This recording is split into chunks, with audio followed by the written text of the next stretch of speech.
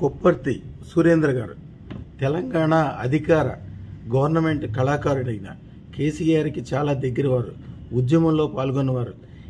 వీరు ఎన్నో రోజుల నుంచి చాలా పనులు చేసినా కూడా కానీ కొద్దిగా ఆర్థిక ఇబ్బందులు, రకరకాల ఇబ్బందులు ఉండటం వలన వారు కొద్దిగా దాని గురించి ఇబ్బంది పడుతూ ఉండేవాళ్ళు.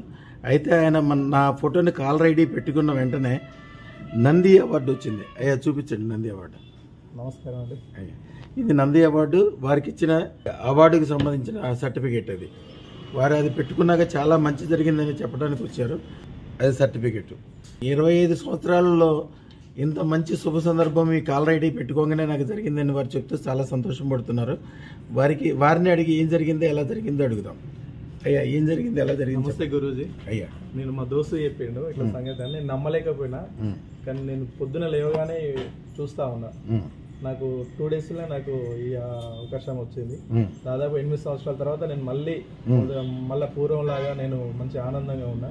So happy. కానీ నాకు కొంచెం ఆర్థికంగా ఉంది, అది కొంచెం సెట్ అయితే ఇంకా నేను బాగుంటా.